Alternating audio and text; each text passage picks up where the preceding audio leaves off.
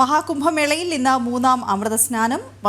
വസന്ത പഞ്ചമി ദിനമായ ഇന്ന് കുംഭമേളയിലേക്ക് തീർത്ഥാടകരുടെ ഒഴുക്ക് തുടരുകയാണ്. പഴുതടച്ച സുരക്ഷാ ക്രമീകരണങ്ങളാണ് കുംഭമേളയിൽ ഒരുക്കിയിട്ടുള്ളത്. അതേസമയം ഇന്നലെ 1.29 കോടി തീർത്ഥാടകരാണ് പ്രയാഗ്രാജിലേക്ക് എത്തിയത്. ഇതുവരെ എത്തിയ ആകെ തീർത്ഥാടകരുടെ എണ്ണം 34.90 കോടിയായി. നിഖിൽ ചേരുന്നു വിവരങ്ങളുമായി. നിഖിൽ, ഇന്ന് വളരെ പ്രധാനപ്പെട്ടൊരു ദിവസമാണ്, മൂന്നാം അമൃത സ്നാനം ആണ്. അതുകൊണ്ട് തന്നെ വലിയ തീർത്ഥാടക പ്രവാഹമാണ് പ്രതീക്ഷിക്കുന്നത്. എങ്ങനെയാണ് ഈ സുരക്ഷ ഒരുക്കിയിരിക്കുന്നത്? വലിയ തിരക്കുകൾ ചിലയിടങ്ങൾ കേന്ദ്രീകരിച്ചുണ്ടാകുന്നത് തടയാനൊക്കെയും എങ്ങനെയാണ് ഒരുക്കങ്ങൾ?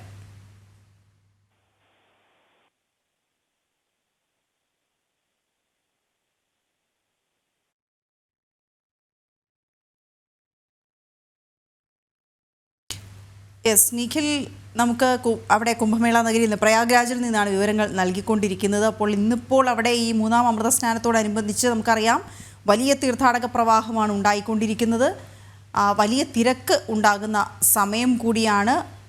ഇന്നലെ മാത്രം 1.29 കോടി എന്ന് പറയുമ്പോൾ ഇന്ന് അതിൻ്റെ എത്ര ഇരട്ടി വരും എന്ന് നമുക്ക് പ്രതീക്ഷിക്കേണ്ടിയിരിക്കുന്നു. കാരണം കഴിഞ്ഞ ദിവസങ്ങളൊക്കെ ഉണ്ടായതുപോലെ 10 കോടിയിലധികം ആളുകൾ അമൃത സ്നാനത്തിന് എത്താനുള്ള 35 കോടിയോളം പേർ ഇതുവരെ എത്തിക്കഴിഞ്ഞു. 45 കോടിയായിരുന്നു പ്രതീക്ഷിച്ചിരുന്നത്. എന്നുവെച്ചാൽ ഈ മഹാകുംഭമേള അവസാനിക്കുമ്പോൾ 45 കോടി പേർ എത്തുമെന്നായിരുന്നു പ്രതീക്ഷ. ഇപ്പോൾ തന്നെ 35 കോടിയോളം പേർ എത്തിക്കഴിഞ്ഞു. ഇന്നും വലിയ തിരക്ക് അനുഭവപ്പെടും എന്ന കാര്യത്തിൽ സംശയമില്ല. നിഖിൽ, ഈ സുരക്ഷ എങ്ങനെയാണെന്ന ചോദ്യം വളരെ പ്രസക്തമാണ്. കാരണം കഴിഞ്ഞ ഒരു പ്രധാനപ്പെട്ട ദിവസം അവിടെ തിക്കും തിരക്കുമൊക്കെ ഉണ്ടായതാണ്. അപ്പോൾ സുരക്ഷ എങ്ങനെ? ഭക്തജനപ്രവാഹമാണോ? കൃഷ്ണരാജ, രാവിലെ എന്നല്ല, ഇന്നലെ രാത്രി മുതൽ തന്നെ തീർത്ഥാടകരുടെ വലിയൊരു ഒഴുക്ക് തന്നെ ഇവിടേക്ക് തുടരുന്നുണ്ട്.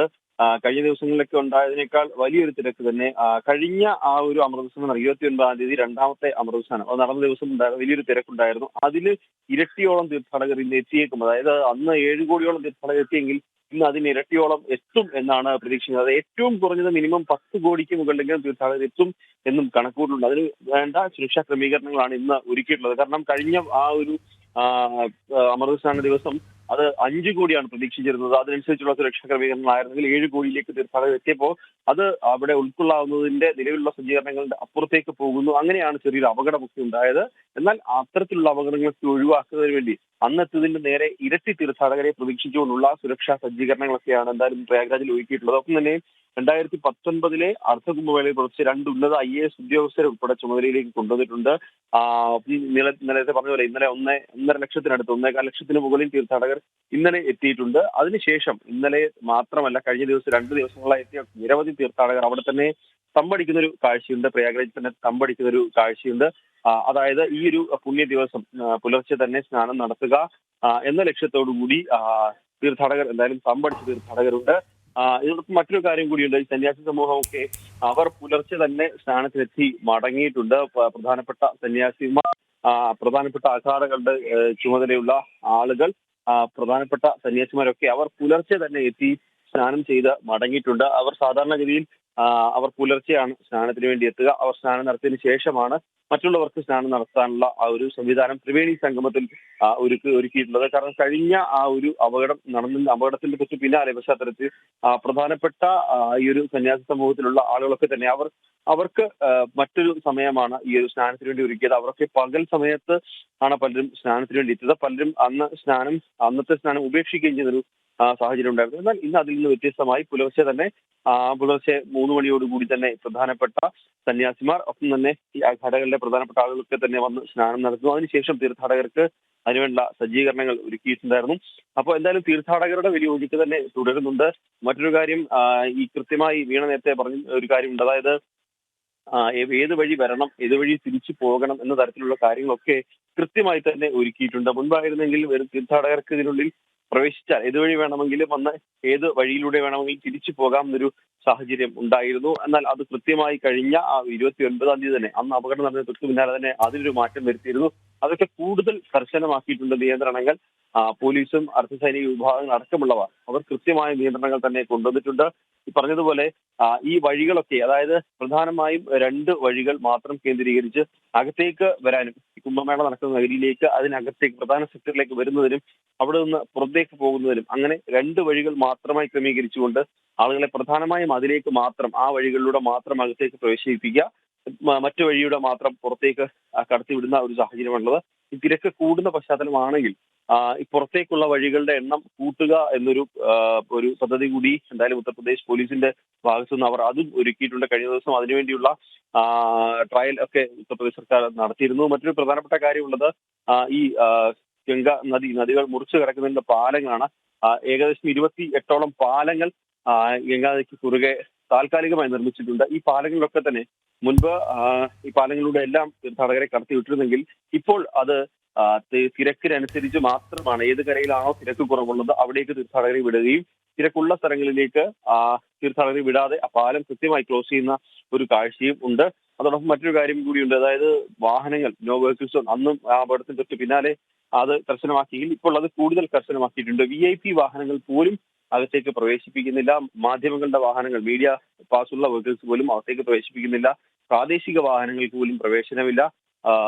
പ്രാദേശികമായ ഇരുചക്ര വാഹനങ്ങൾ, അതും അടിയന്തര സാഹചര്യങ്ങൾ ഉണ്ടെങ്കിൽ മാത്രം ഉപയോഗിക്കാം.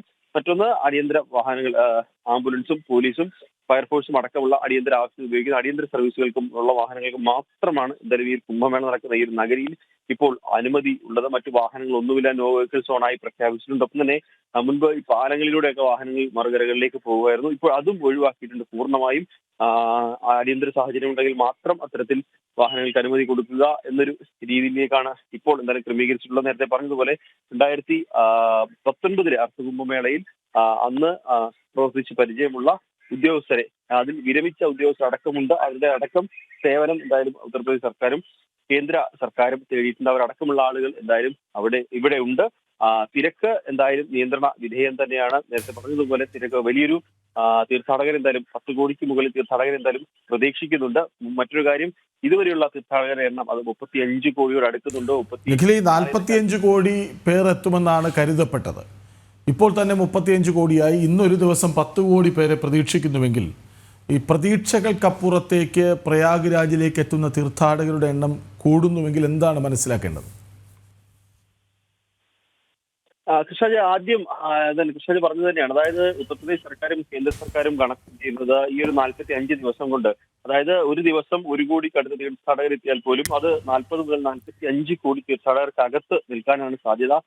അത്രത്തോളം തീർത്ഥാടകർ മാത്രമാണ് കുംഭമേളയ്ക്ക് വേണ്ടി എത്തുക എന്നാണ് ഉത്തർപ്രദേശ് സർക്കാരും ഒപ്പം തന്നെ കേന്ദ്ര സർക്കാരും പ്രതീക്ഷിച്ചത്. എന്നാൽ ഈ കണക്കുകൂട്ടലുകൾ അത് വലിയ രീതിയിൽ തെറ്റിക്കുന്ന ഒരു കാഴ്ചയാണ്. കാരണം അത് ആദ്യ ദിവസങ്ങളിലൊക്കെ 1 കോടി ആയിരുന്നെങ്കിൽ പിന്നീട് ഇങ്ങോട്ട് ആദ്യത്തെ അമൃതസ്നാനം നടന്ന 14-ാം തീയതി മകരസംക്രമ ദിനത്തിൽ അത് 3.5 കോടിയിലേക്ക് പോകുന്നു. അപ്പോഴും അമൃതസ്നാന ദിനം മാത്രമായിരിക്കും തിരക്ക് എന്ന് കേന്ദ്ര സർക്കാരും ഉത്തർപ്രദേശ് സർക്കാരും കണക്കൂട്ടിരുന്നെങ്കിൽ അതും തെറ്റിച്ചുകൊണ്ട് വീണ്ടും തീർത്ഥാടകർ എത്തുന്നു.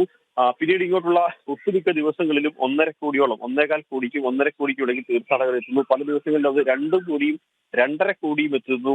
രണ്ടാമത്തെ അമൃതസ്നാനം നടന്ന ദിവസം അത് 7.5 കോടിയിലേക്ക് ഉയരുന്നു. അതായത് തീർത്ഥാടകരുടെ വലിയൊരു ഒഴുക്ക് തന്നെ ഇവിടേക്ക് ഈ ഒരു കുംഭമേള നഗരിയിലേക്ക് ഉണ്ടാകുന്നു, പ്രയാഗ്രാജിലേക്ക് ഉണ്ടാകുന്നു ഇവിടെ സ്നാനം നടത്താൻ. കാരണം ഇത് 144 വർഷത്തിൽ ഒരിക്കൽ മാത്രം നടക്കുന്ന മഹാകുംഭമേളയാണ്. ഒരു മനുഷ്യായുസിൽ ഒരു പ്രാവശ്യം മാത്രം നടക്കുന്ന സാധിക്കുന്ന ഒരു കാര്യമാണ് ഇവിടെ സ്നാനം നടത്തുക എന്നുള്ളത്. അപ്പൊ അതിനുവേണ്ടി തീർത്ഥാടകർ വലിയ രീതിയിൽ എത്തുന്നുണ്ട്. മറ്റൊരിടത്ത് പ്രധാനപ്പെട്ട ഒരു കാര്യം, നമ്മൾ ഇവിടെയുള്ള ആളുകളെടുത്ത് പ്രാദേശികമായ ആളുകൾ, പ്രാദേശികമായ മലയാളികൾ, ഇവിടെയുള്ള പ്രാദേശികമായ ആശ്രമങ്ങൾ, അവിടുത്തെ പലപ്പോഴും നമ്മൾ സംസാരിക്കുമ്പോൾ അവരുടെ ഭാഗത്ത് നിന്നൊക്കെ പറയുന്നത് മലയാളികൾ ഇത്രത്തോളം എത്തിയൊരു കുംഭമേള ഇല്ല എന്നുള്ളതാണ്. കാരണം കേരളത്തിൽ നിന്നടക്കം നിരവധി തീർത്ഥാടകർ ഇത്തവണ കുംഭമേളയിലേക്ക് എത്തിയിട്ടുണ്ട് എന്നുള്ളതാണ്. സ്നാനം ചെയ്യുന്നതിന് വേണ്ടി എത്തിയിട്ടുണ്ട്. അത് നേരത്തെ പറഞ്ഞതുപോലെ മനുഷ്യായി ഒരു വട്ടം മാത്രം നടക്കുന്ന കാര്യമായതുകൊണ്ട് തന്നെ മലയാളികൾ അടക്കമുള്ള തീർത്ഥാടകരുടെ വലിയൊരു ഒഴുക്ക് തന്നെ കുംഭമേളയിലേക്കുണ്ട്. മലയാളികൾ ഇത്രത്തോളം എത്തിയൊരു കുംഭമേള ഇതിനു മുൻപ് നടന്നിട്ടില്ല എന്ന് പ്രാദേശികമായ ആളുകളൊക്കെ തന്നെ പറയുന്നുണ്ട്. എന്തായാലും ഇതുവരെയുള്ള എണ്ണം നേരത്തെ പറഞ്ഞാൽ 35 കോടിയുടെ അടുക്കുന്നുണ്ട് ഇതുവരെയുള്ള തീർത്ഥാടകരുടെ എണ്ണം.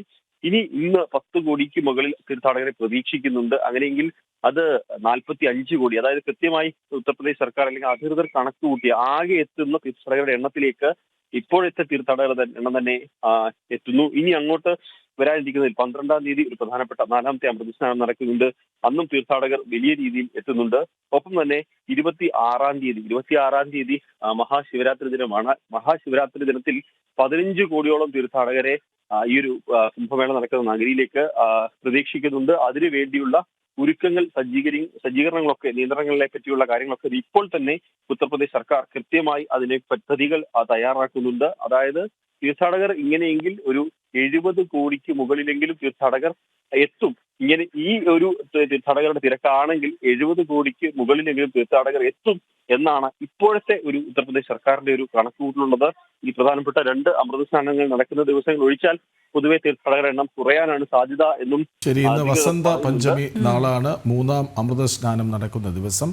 10 കോടി പേരെ പ്രതീക്ഷിക്കുന്നുണ്ട് ഇന്നൊരു ദിവസം മാത്രം. അപ്പോൾ മുന്നനുഭവത്തിൻ്റെ പശ്ചാത്തലത്തിൽ, അതായത് തിക്കും തിരക്കും കഴിഞ്ഞ പ്രധാനപ്പെട്ട ഒരു ദിവസത്തിൽ ഉണ്ടായതിൻ്റെ പശ്ചാത്തലത്തിൽ കനത്ത സുരക്ഷയാണ്, ക്രമീകരണങ്ങളാണ് യോഗി സർക്കാർ ഒരുക്കിയിട്ടുള്ളത് എന്നാണ് നിഖിൽ. മാത്രം നമ്മൾ പറഞ്ഞ പോലെ 45 കോടി ഈ കാലയളവിൽ പ്രതീക്ഷിക്കുന്നു നമ്മൾ പറഞ്ഞു. എങ്കിൽ ഇപ്പോൾ നിഖിൽ ഒടുവിൽ പറഞ്ഞ അനുസരിച്ചാണെങ്കിൽ 70 കോടി, ഏതാണ്ട് ഇരട്ടിയോളം എന്ന് തന്നെ പറയാവുന്ന തരത്തിൽ പ്രതീക്ഷിക്കുന്നുണ്ട് എന്നുള്ളതാണ് വിവരങ്ങൾ നൽകുകയായിരുന്നു നിഖിൽ.